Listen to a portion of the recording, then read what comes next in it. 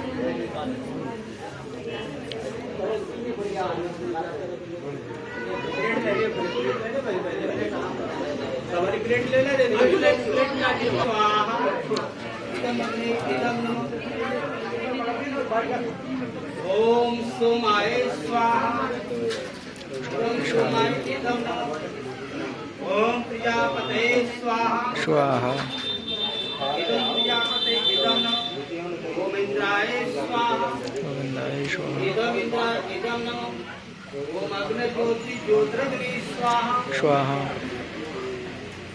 ओम अग्नि वच्चा ज्योतिष्वच्चा स्वाहा स्वाहा ओम अग्नि ज्योति ज्योतिरग्नि स्वाहा स्वाहा ओम सवितुर्देवेन सत्ता इंद्रवत्ता चोरवत्ता स्वाहा स्वाहा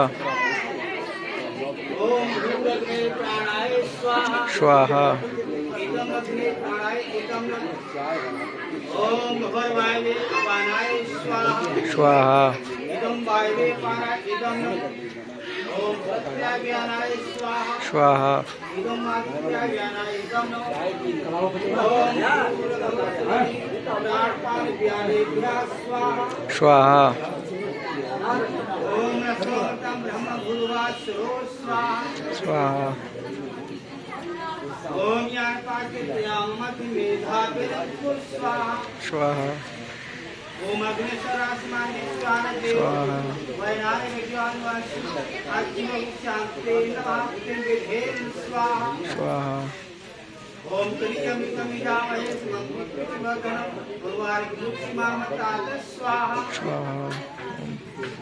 ओम ईश्वरमया वार्ता निर्माता प्रचोदयन्ता पावो मानि विदानाम आयुष्याम पतुके यन्नु पतसम मह्यं दत्ता ब्रह्मलोकं स्वाहा ओम विश्वानि देव सत्तरूपाणि परासो यद भद्रं तन्नाशु स्वाहा ओम ब्रह्मांगानि शांतिकारी भाग ससी भूमि सुतोदस्य सुखासनाउ के पास सर्वेदा शांतिकरा भवन्तु स्वाहा ओम भूर्भुवस्सुः भर्गो देवस्य धीमहि यो यो नः प्रचोदयात् स्वाहा इदं नमः ओम भूर्भुवस्सुः भर्गो देवस्य धीमहि यो नः प्रचोदयात् स्वाहा इदं गात्रे इदं नमः ओम भूर्भुवस्सुः भर्गो देवस्य धीमहि यो नः प्रचोदयात् स्वाहा इदं गात्रे इदं नमः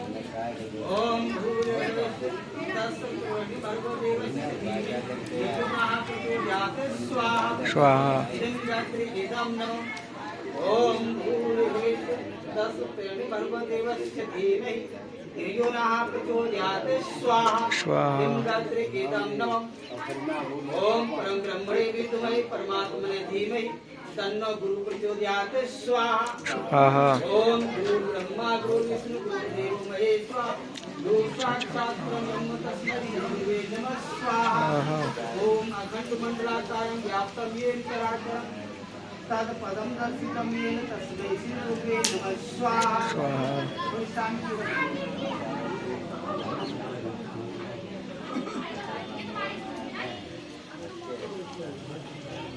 ओम अखंडानंद मोदाय श्रीसंतापहारी सच्चिदानंद रूपाय तस्मै श्री गुरुवे नमः स्वाहा ओम अज्ञानतिमिरस्य ज्ञानांजनं शलाकया तद्गतं येन तस्मै श्री गुरुवे नमः स्वाहा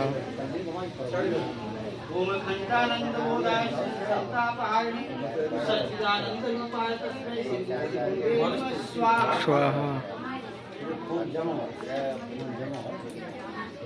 जय श्री कारजन वाले जाके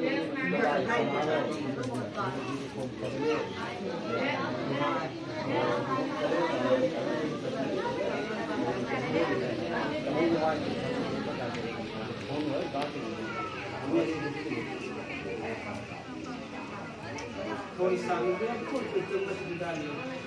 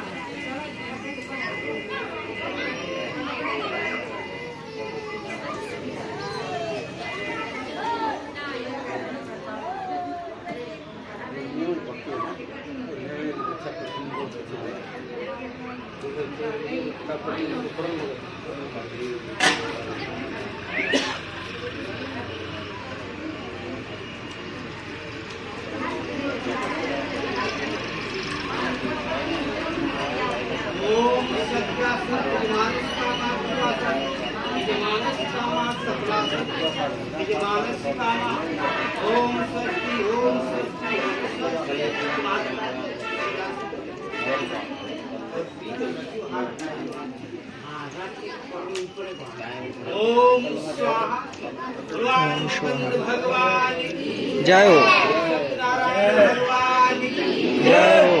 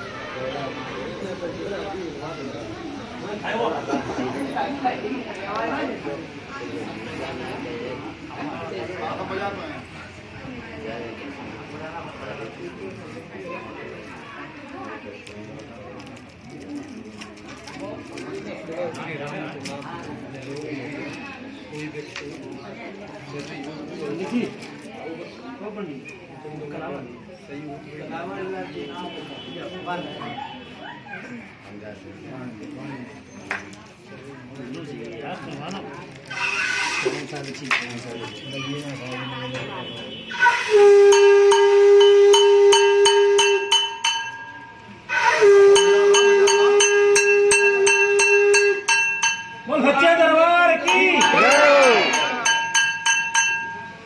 पुण्यगढ़ वाली मैया की जय हो, और वैष्णो मैया की जय हो।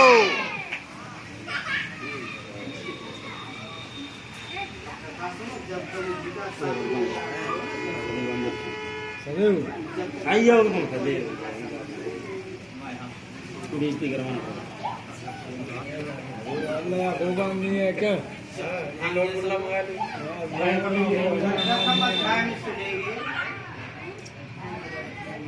एक शुभ स्थान नैमिषारण्य तीर्थ में वही तो भाई हम देखते हैं सावन का 88,000 ऋषियों ने श्री सूत जी से पूछा। एक पवित्र स्थान है नैमिषारण्य, जिसको नीमसार के नाम से बोलते हैं। तो उस स्थान पर सावन का 88,000 ऋषि रहते थे।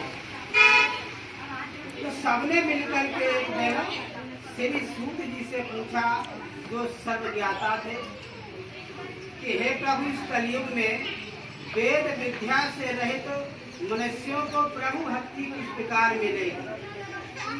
सभी ऋषियों ने पूछा सूत जी से कि भगवान ये बताओ, इस कलयुग के अंदर में जो बिना पढ़े लिखे लोग हैं, ऐसे मनुष्यों को भगवान की भक्ति किस प्रकार मिल सकती है और उनका उद्धार कैसे होगा। वैसे आज के समय में अधिकांश विद्यालय पढ़े लिखे हैं, पढ़े लिखे होने के बावजूद हम लोग सांसारिक कार्यों में संलग्न हैं। और भक्ति के लिए, भगवान की भक्ति के लिए उसके पास समय नहीं है। तो ऐसी स्थिति में ऐसा कोई उपाय बताओ जिससे थोड़े समय में पुण्य प्राप्त हो जाए। कलयुग के मनुष्य के पास भी भगवान की भक्ति के लिए समय नहीं होता। तो ऐसा कोई उपाय बताओ जिससे थोड़ा समय लगे और पुण्य प्राप्त हो जाए। तो मनवांछित फल मिलेगा। कथा सुनने की हमारी इच्छा है। सर्वशास्त्र ज्ञाता श्री सूत जी समझाने लगे कि हे वैष्णवों में पूज्य, आप सबने प्राणियों के हित की बात लिखी है, बड़ा सुंदर प्रश्न किया है। अब मैं श्रेष्ठ ग्रंथ को आप लोगों से कहूँगा, जिस ग्रंथ को नारद जी ने लक्ष्मी नारायण जी से पूछा था। जो आप हमसे पूछ रहे हैं, यही बात नारद जी ने भगवान लक्ष्मी नारायण जी से पूछा था। तो ध्यान देकर के सुनो। एक समय योगी राज नारद जी दूसरों के हित की इच्छा से अनेक लोगों का भ्रमण करते हुए जब मृत्यु लोक में पहुंचे, तो यहाँ करके उन्होंने देखा कि सभी मनुष्य जो है वो अपने अपने कर्मों के द्वारा अनेक प्रकार से पीड़ित हो रहे हैं। नारद जी ने मृत्यु लोक में आकर के देखा, जहाँ हम लोग रहते हैं मृत्यु लोक, यहाँ पर आकर के देखा तो प्रत्येक मनुष्य जो है किसी कारण से दुखी है।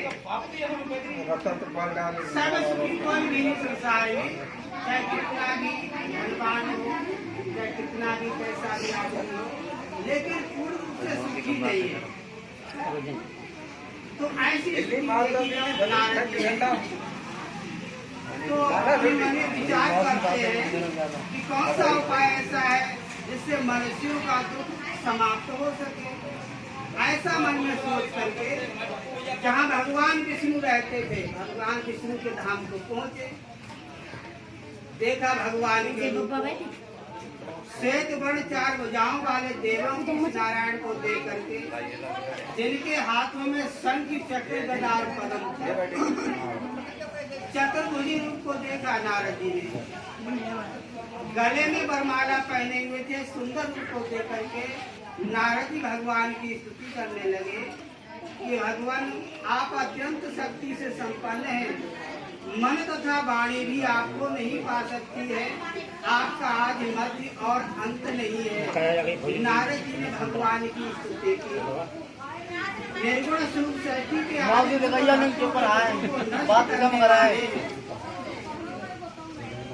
मेरा नमस्कार है। इस प्रकार से नारद जी ने भगवान की स्तुति की।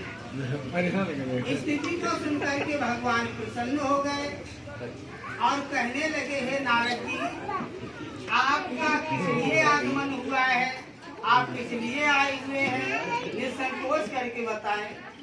तो नारद जी कहने लगे, सुनो भगवान, हमने मृत्यु लोक में जाकर के देखा कि सभी मनुष्य जो हैं वो अनेक योनियों में पैदा हुए हैं और अपने अपने कर्मों के द्वारा अनेक प्रकार से दुखी हो रहे हैं। कोई धन से दुखी, कोई बीमारी, किसी कारण से दुखी है प्रत्येक मनुष्य।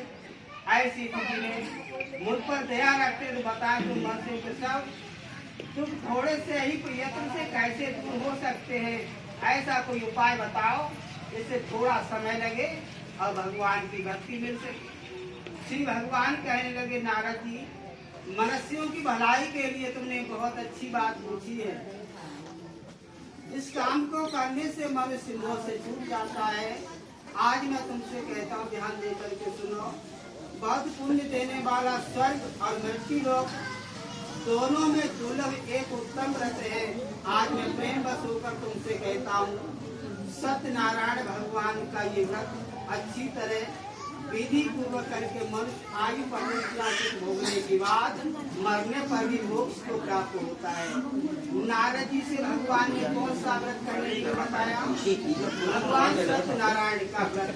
इस व्रत को करने से मनुष्य सारी इच्छाएं दूर हो जाती है, सभी दुख समाप्त हो जाते हैं। उसको करने से इस मृत्यु लोक में भी पुण्य मिलता है और परलोक में भी पुण्य प्राप्त होता है। श्री भगवान के वचन सुन के नारद जी कहने लगे, उस व्रत का फल क्या है, उस व्रत को करने से कौन सा फल मिलता है, क्या विधान है और किसने ये व्रत किया, किसने ये व्रत करना चाहिए, विस्तार से समझाएं। तो श्री भगवान कहने लगे, सुनो, इस व्रत को करने से मनुष्य सारे दुखों का दूर हो जाते हैं। धन धान्य को भी बढ़ाने वाला, सौभाग्य और संतान को देने वाला है। इस व्रत सब स्थानों पर विजयी करने वाला है। लेकिन क्या होना चाहिए? भक्ति और श्रद्धा, विश्वास होना चाहिए। किसी भी के लिए जरूरी नहीं भगवान की कथा के लिए केवल पूर्णमासी का ही दिन हो। भगवान की कथा, भगवान की चर्चा के लिए हर दिन, हर पल और प्रत्येक क्षण अच्छा होता है। श्री सत्यनारायण भगवान की शाम के समय में ब्राह्मणों और बंधुओं के साथ धर्म प्राण होकर पूजा करें। भक्ति भाव से नैवेद्य केले का फल, घी, दूध, गेहूं, चावल, इत्यादि सवाया लें। गेहूं के अभाव में साटी का शक्कर तथा गुड़ लें। सभी भक्षण योग्य पदार्थ जमा करके भगवान को अर्पण करें। उसके बाद बंधुओं के साथ ब्राह्मण को भोजन करावे। तत्पश्चात स्वयं भोजन करें।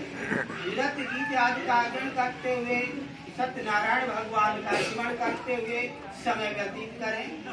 इस तरह व्रत करने पर मनुष्यों की इच्छा निश्चय पूरी हो जाती है।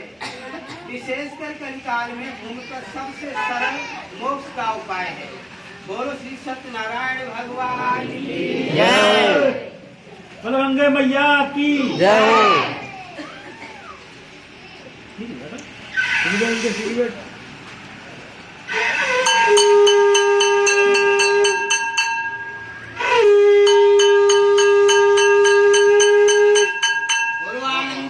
भगवान की जय हो। दूसरे अध्याय में समझाने लगे सूफी कि हे ऋषियों, जिसने पहले समय में इस व्रत को किया उसका इतिहास सुनो। इसी व्रत को किसने किसने किया उसका इतिहास सुनो। सुंदर काशीपुरी नगरी में एक बहुत ही गरीब ब्राह्मण रहता था। भूख और प्यास से बेचैन होकर के नित्य पृथ्वी पर घूमता रहता था। ब्राह्मणों से प्रेम करने वाले भगवान ने ब्राह्मण को दुखी देख करके बूढ़े ब्राह्मण का रूप बनाया। उसके पास जाकर के आदर के साथ पूछने लगे, हे विप्र, हे ब्राह्मण देवता, नित्य दुखी होकर के इस तरह क्यों घूमते रहते हो? ये शेष ब्राह्मण ये सब मुझसे बताओ, मैं सुनना चाहता हूँ। ब्राह्मण कहने लगा कि मैं एक निर्धन ब्राह्मण हूँ और भिक्षा मांगने के लिए नित्य पृथ्वी पर घूमता रहता हूँ। हे भगवान, यदि आप इसका उपाय जानते हो कि हमारी ये निर्धनता, हमारी ये गरीबी कैसे दूर हो, तो कृपा करके बताएं। वृद्ध ब्राह्मण कहने लगे कि सत्यनारायण भगवान मनवांछित फल देने वाले, इसलिए हे ब्राह्मण तुम उनका पूजन करो, जिसको करने से मनुष्य मोह से छूट जाता है, सब दुखों से मुक्त हो जाता है। ब्राह्मण को व्रत का सारा विधान बतला करके पूरे ब्राह्मण का रूप धारण करने वाले भगवान वहां से अंतर ध्यान हो गए। जिस व्रत को व्रत ब्राह्मण ने बताया है, मैं इसको अवश्य करूंगा, ऐसा निश्चय करने पर उसे रात में नींद भी नहीं आई। सोचने लगा सवेरा जल्दी हो और भगवान का व्रत करें। ऐसा निश्चय करके भिक्षा मांगने के लिए चला। का भिक्षा में जो भी धन मिलेगा उसी से भगवान की कथा करेंगे, भगवान का व्रत करेंगे। उस दिन उसको भिक्षा में बहुत सारा धन मिला। देखो, भगवान की तरफ जो एक कदम बढ़ता है तो भगवान उसकी तरफ 10 कदम आगे बढ़ते हैं। भिक्षा मांगने के लिए चला तो देखा बहुत सारा धन मिल गया, जिससे बंधु बांधवों के साथ उसने भगवान का व्रत किया। इसको करने से ब्राह्मण सब दुखों से मुक्त होकर के अनेक प्रकार की संपत्तियों से मुक्त हुआ। उस समय से ब्राह्मण हर महीने व्रत करने लगा। इस तरह सत्यनारायण भगवान के व्रत को जो भी करेगा वह सब पापों से छूटकर मोक्ष को प्राप्त होगा। आगे जो पृथ्वी पर सत्यनारायण भगवान का व्रत करेगा वह सब दुखों से छूट जाएगा। इससे नारद जी ने नारायण का कहा कि मैंने तुमसे कहा है, हे विप्र, और क्या? तुम ऋषि कहने लगे, हे मुनीश्वर, संसार में इस ब्राह्मण से सुन करके किसने इस व्रत को किया है, हम सब सुनना चाहते हैं और इसके लिए हमारे मन में श्रद्धा है। सूफी कहने लगे, हे ऋषियों, जिसने इस व्रत को किया वो सब सुनो। एक समय की बात है, एक ब्राह्मण धन और ऐश्वर्य के अनुसार बंधु बांधवों के साथ व्रत करने के लिए तैयार हुआ। उसी समय एक लकड़ी बेचने वाला बूढ़ा आदमी आया, बाहर लकड़ियों को रख दिया और ब्राह्मण के मकान में गया। प्यास से दुखी लकड़हारा उनको व्रत करते हुए देखकर ब्राह्मण को नमस्कार करके बोला कि आप ये क्या कर रहे हैं और इसको करने से कौन सा फल मिलता है, कृपा करके मुझे बताएं। ब्राह्मण कहने लगा कि सब मनोकामनाओं को पूरा करने वाला इस सत्यनारायण भगवान का व्रत है। इनकी ही कृपा से मेरे यहाँ धन धान्य की वृद्धि हुई। ब्राह्मण से इस व्रत के बारे में जानकर लकड़हारा बड़ा प्रसन्न हुआ। श्रामृत लिया और प्रसाद खाने के बाद अपने घर के लिए चला गया। लकड़हारे ने अपने मन में इस प्रकार का संकल्प किया कि आज गांव में लकड़ियां बेचने से जो भी धन मिलेगा उसी से भगवान का व्रत करेंगे। ऐसा मन में विचार कर पूरा आदमी लकड़ियां अपने सिर पे रख करके जिस नगर में धनवान लोग रहते थे ऐसे सुंदर नगरी में पहुंचा। उस रोज वहां पर उसे उन लकड़ियों का दाम पहले दिनों से चौगुना मिला। तो पूरा लकड़ा दाम लेकर के अति प्रसन्न होकर पके केले की फली शक्कर घी दूध दही मतलब जो भी सामग्रियों को लेकर के अपने घर पहुंचा। फिर उसने अपने भाइयों को बुलाकर विधि के साथ भगवान का पूजन और व्रत किया। उस व्रत के प्रभाव से पूरा लकड़हारा धन पुत्र आज से हुआ और संसार के समस्त सुख भोगने के बाद वैकुंठ धाम को प्राप्त हुआ। बोलो श्री सत्यनारायण भगवान की जय हो।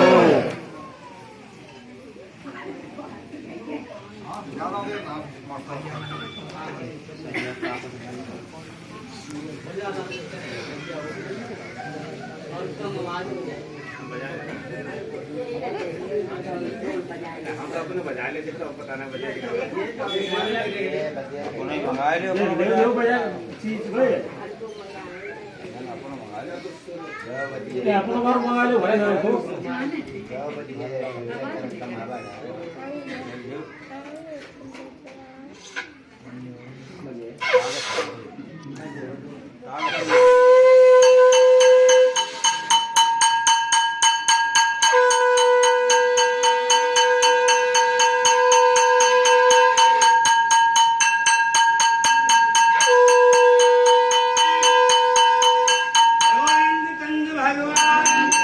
जय हो।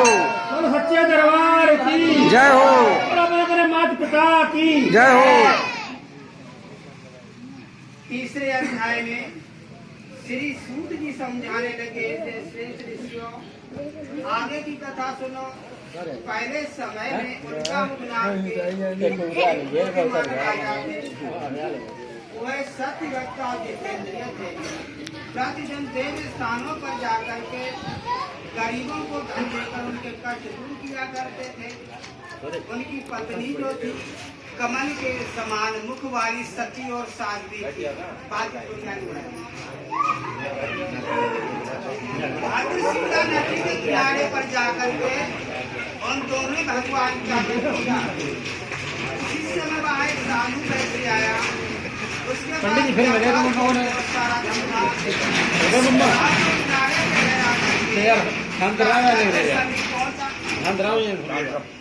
राजा को व्रत करते हुए देकर विनय के साथ भक्ति से आप क्या कर रहे हैं? मेरी सुनने की इच्छा है। राजा कहने लगा हे साधु अपने बांधवों के साथ अपने भाइयों के साथ पुत्र आदि की प्राप्ति के लिए महाशक्तिवान सत्यनारायण भगवान का व्रत और पूजन किया जा रहा है।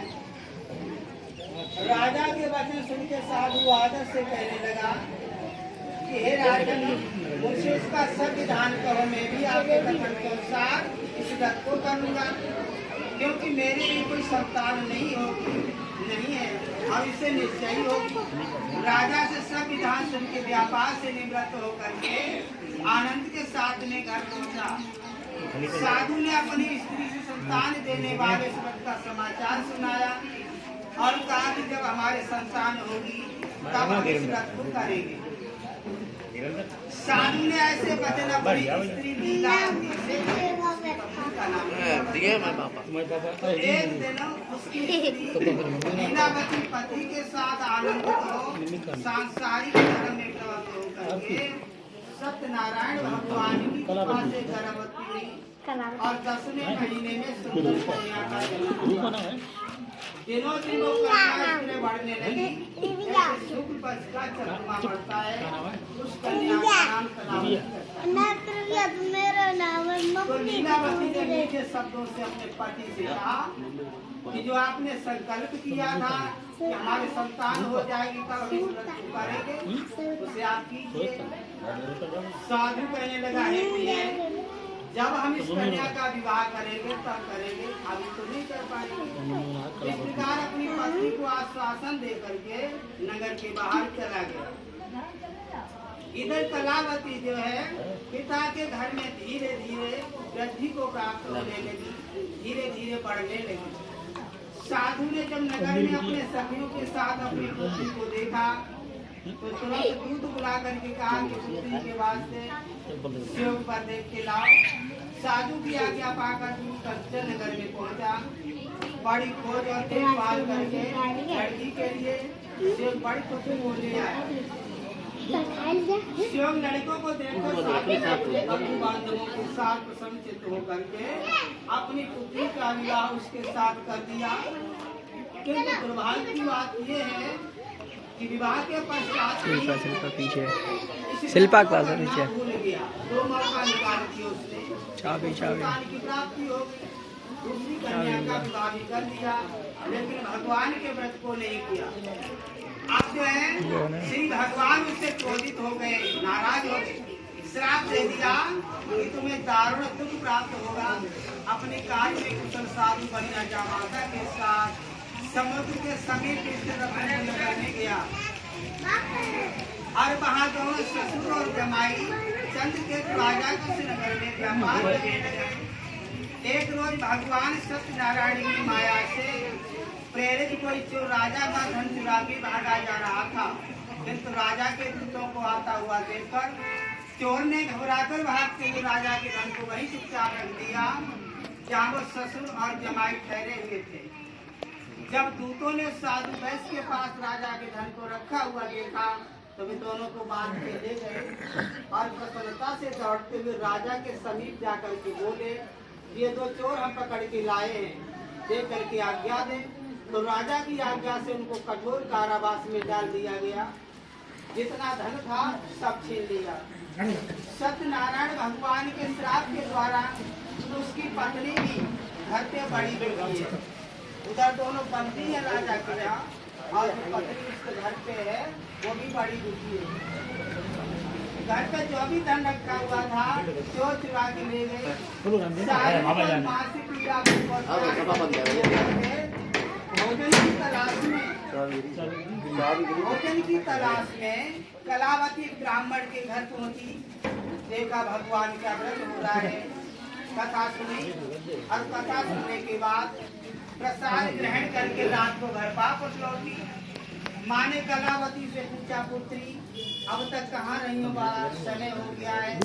कलावती कहने लगी, हे माता, मैंने ब्राह्मण के घर श्री सत्यनारायण भगवान का व्रत होते हुए देखा है। कन्या के पत्र सुन के लीलावती भगवान के पूजन की तैयारी करने लगी। लीलावती ने परिवार वालों के साथ भगवान का पूजन किया और वरदान मांगा कि हमारे पति और दामाद शीघ्र लौट आवे। साथ ही प्रार्थना की कि हमसे जो अपराध हुआ है, हमसे जो भूल हुई है, उसे आप क्षमा करें। भगवान सत्यनारायण इस व्रत से संतुष्ट हो गए और राजा चंद्रकेतु को सपने में दर्शन दिया और कहा कि हे राजन, दोनों वैश्यों को जो तुमने पकड़ रखा है, दोनों को उनको सवेरा ही छोड़ देना, सवेरा होते ही छोड़। अगर तुमने उनको नहीं छोड़ा तो हम तुम्हारा धन पुत्र राज्य सब कुछ नष्ट कर देंगे। राजा से ऐसे वचन कह के भगवान अंतर ध्यान हो गए। और जब सवेरा हुआ तो राजा चंद्रकेतु ने सभा में सपना सुनाया। दोनों बड़े पुत्रों से कैसे किया, सभा में बुलाया। दोनों ने आदि राजा को नमस्कार किया। राजा ने कहने लगा, हे महानुभाव, भाभी बस ऐसा प्राप्त हुआ है, अब तुम्हें कोई भय नहीं। ऐसा करके राजा ने उनको नए नए वस्त्र आभूषण पहनाए। जितना भी धन लिया था उससे दूना धन देकर के आदर के साथ विदा कर दोनों वैश्य अपने घर के लिए चल दिए। बोलो श्री सत्यनारायण भगवान की जय हो।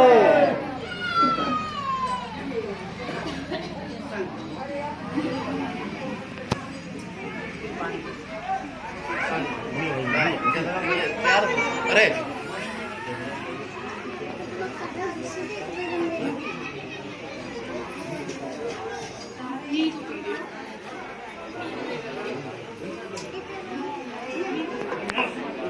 काय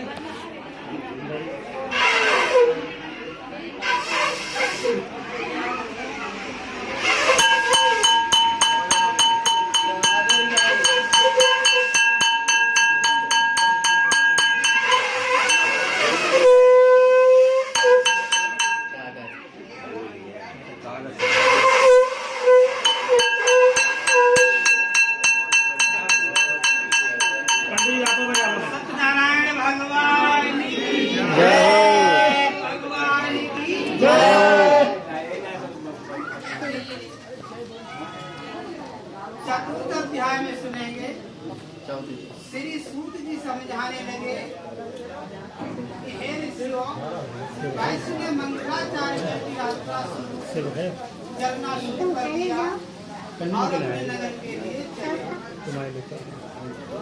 उनके थोड़ी दूरी चलने पर दंडी के साई भगवान ने उनसे पूछा, भगवान ने दंडी का वेश बनाया और उसके पास जाकर के पूछने लगे कि साधु तुम्हारी नाव में क्या है? अभिमानी करता हुआ कहने लगा कि दंडी आप क्यों पूछ रहे हैं? क्या धन लेने की इच्छा है? मेरी नाव में तो बेल और पत्ते भरे हुए हैं। वैश्य का कठोर वचन सुनकर भगवान ने कहा, तुम्हारा वचन सत्य है। दंडी ऐसा करके वहाँ से दूर चले गए और कुछ दूर जाकर के समुद्र के किनारे बैठ गए। दंडी के जाने पर वैश्य ने नृत्य क्रिया करने के बाद नाव लेकर के चंबा किया और नाव में बेल और पत्ते भरे हुए देख करके मूर्छित होकर के जमीन से गिर पड़ा। मूर्छा खोलने के बाद शोक प्रकट करने लगा तो उसका दामाद कहने लगा कि आप शोक ना करें, क्योंकि ये दंडी भगवान का श्राप है।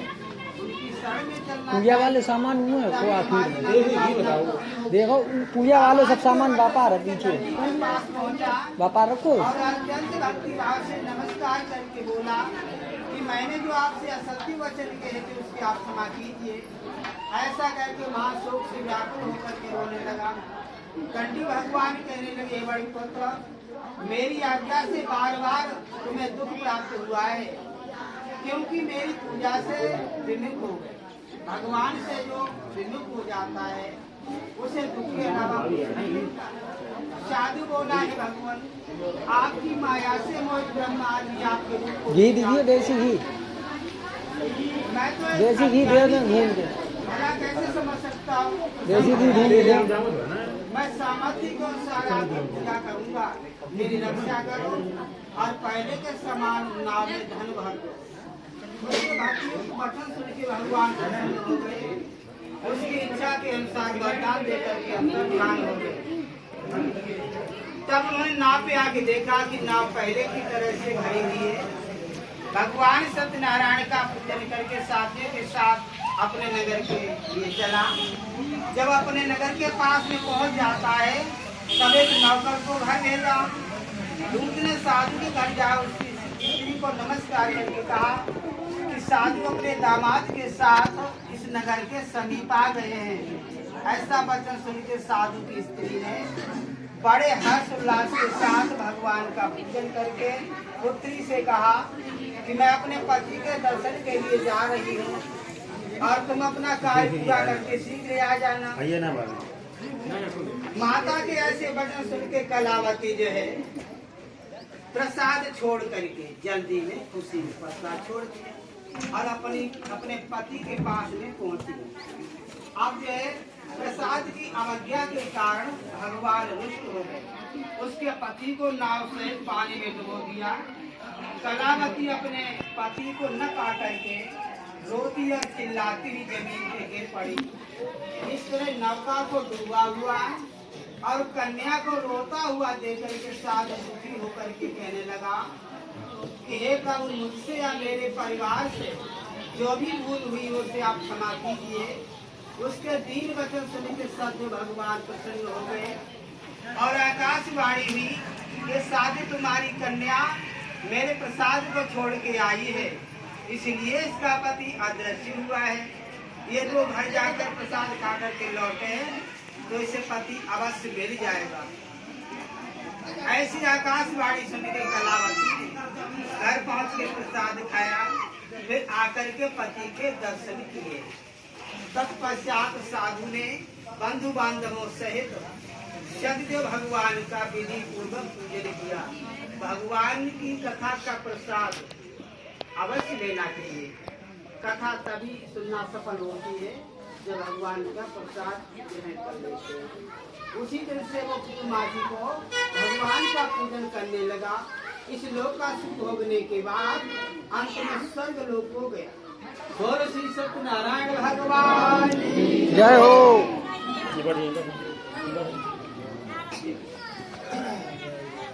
एक ही अध्याय एक और पाठ में से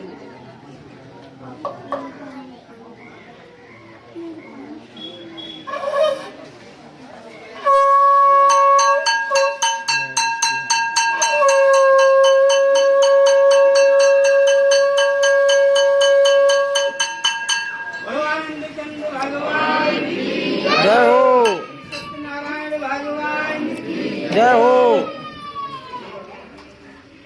पांचवें अध्याय में श्री सूत जी समझाने लगे, हे ऋषियों और भी कथा सुनो। प्रजा पालन में लीन तुंगध्वनि नाम के एक राजा थे। उन्होंने भगवान का प्रसाद त्याग करके बड़ा दुख पाया।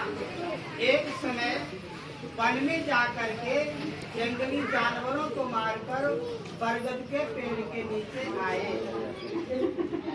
शिकार करते करते जब काफी समय हो गया तो राजा बरगद के पेड़ के नीचे बैठ करके आराम करने लगे। देखा कुछ ग्वाल बाल जो है भक्ति भाव से भगवान का पूजन कर रहे हैं।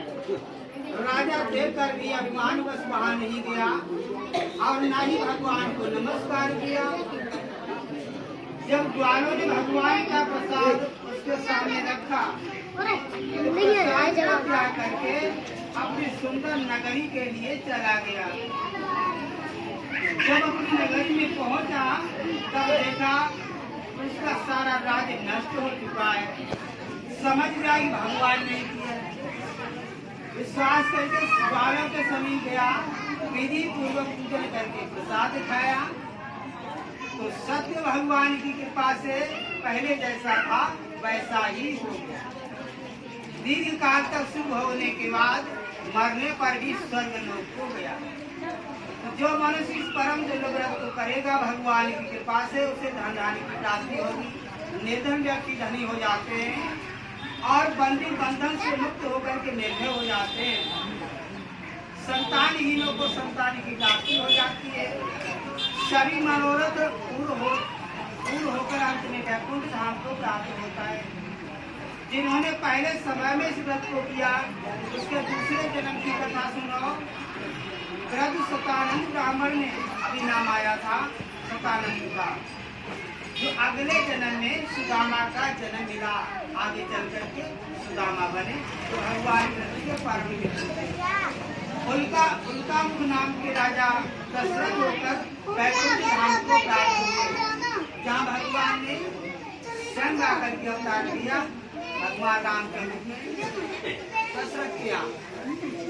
दशरथ होकर वैकुंठ धाम को प्राप्त हुए। साधु नाम के वैश्य ने मोरध्वनि बन करके अपने पुत्र को आरे से चीरकर मोक्ष को प्राप्त किया। महाराज तुंगध्वनि ने स्वयंभू होकर भगवान में भक्ति युक्त कर्म करके मोक्ष को प्राप्त किया। बोलो सत्यनारायण भगवान की जय हो। भगवान की जय हो।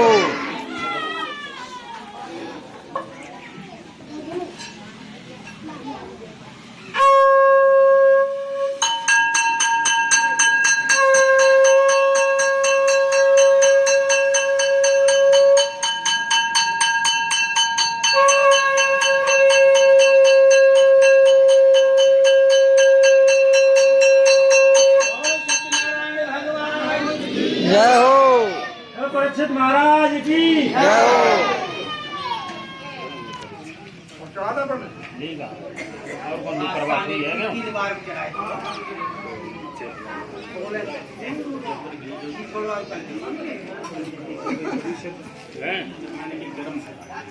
चलो चाय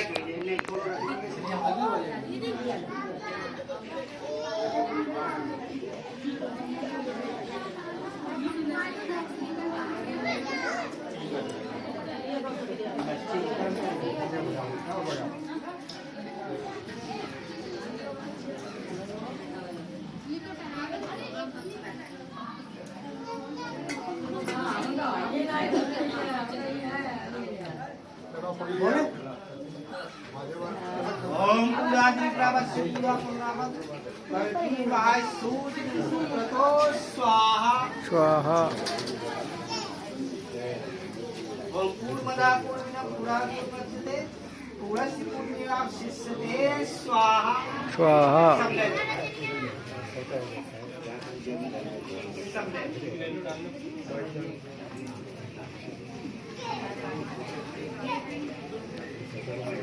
ओम सर्वे पूर्गं स्वाहा स्वाहा। बोलो आनंद कंद भगवान की जय हो।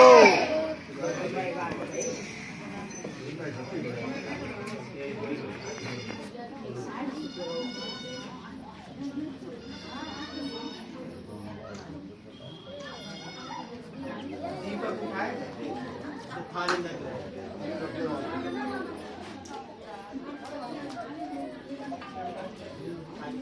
पांच लोग खड़े हैं, हाथ लगाएंगे और बाकी सब लोग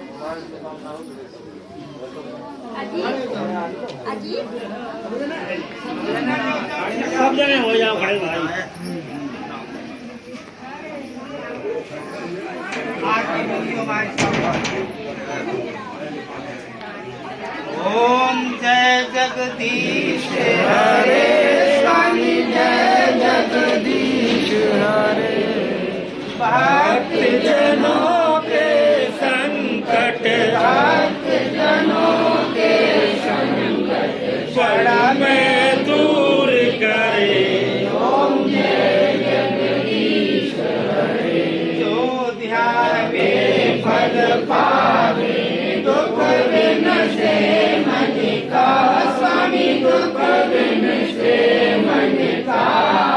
सुख संपत्ति घर आवे सुख संपत्ति घर आवे कष्ट मिटे तन का।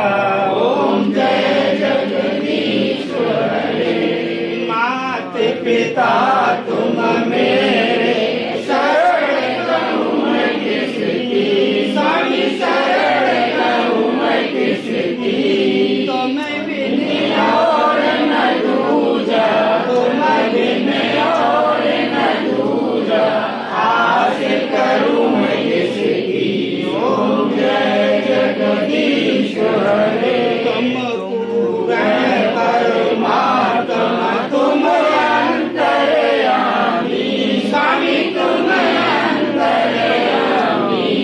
पार ब्रह्म परमेश्वर पार ब्रह्म परमेश्वर तुम सबके स्वामी। ओम जय जगदीश हरे। तुम करुणा के सागर तुम पालन करता स्वामी तुम पालन करता। मैं सेवक तुम स्वामी मैं सेवक तुम स्वामी कृपा करो भरता। ओम जय जगदीश हरे। तुम हो एक अगोचर सबके प्राणपति स्वामी सबके प्राणपति। किस विध मिलूं दया मैं किस विध मिलूं दया मैं तुमको मैं तुमकी। ओम जय जगदीश हरे। दीन बंधु दुख हरता तुम्हारा गुरु मेरे स्वामी तुम्हारा गुरु मेरे। अपने हाथ बढ़ाओ अपने शरण लगाओ द्वार खड़ा तेरे। ओम जय जगदीश हरे। विषय विकार मिटाओ पाप हरो देवा स्वामी पाप हरो देवा। श्रद्धा भक्ति बढ़ाओ श्रद्धा भक्ति बढ़ाओ संतन की सेवा। ओम जय जगदीश हरे। ओम जय जगदीश हरे। स्वामी जय जगदीश हरे। ताक जनों के संकट ताक जनों के संकट क्षण में दूर करे। ओम जय जगदीश हरे। बोलो सत्यनारायण भगवान की जय। देव भगवान की जय। जय हो।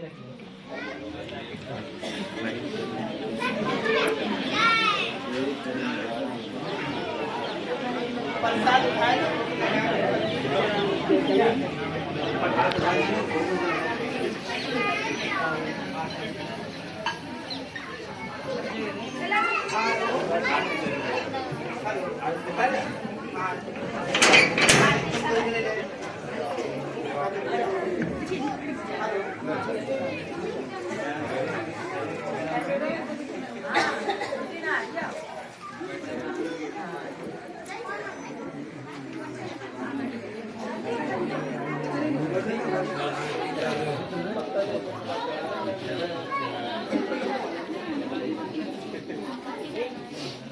बंद कराया अब ना तो रुको अपन वीडियो तो पहले कर लिया हाँ अब आना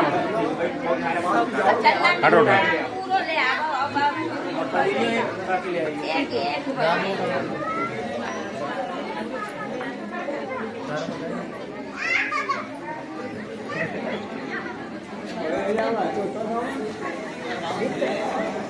वो भैया हाँ साथ में लेके गए हटो हटो क्या रखा भैया ये फायदा जाएगा मैं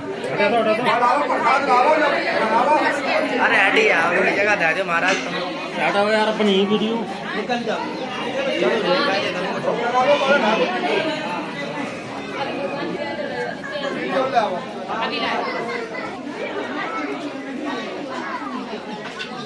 હવે રોકા ચડાવી દે ઓલા મને ભણી અલી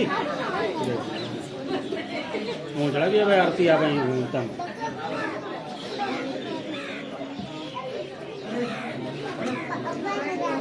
હવે ભાઈ ના મતલબ ये लाभो हमारे ये लाभो नाट सिंह अनाज अनाज गेहूँ साथ आपकी खाने होगा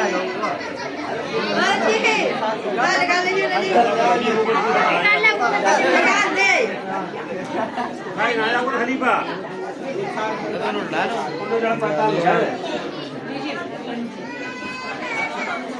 तुम जाओ न्यौछावर करने ना, तुम हाथ से करो जाए। हाँ हाँ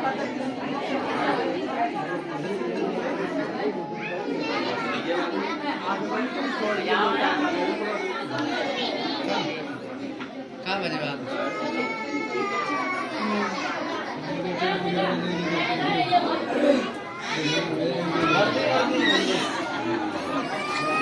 ओम सरस्वती भगवान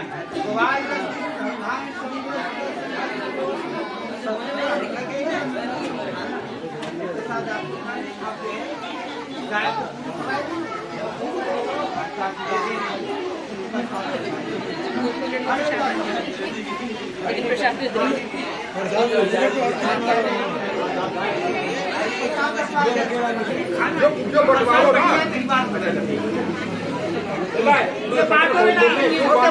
ना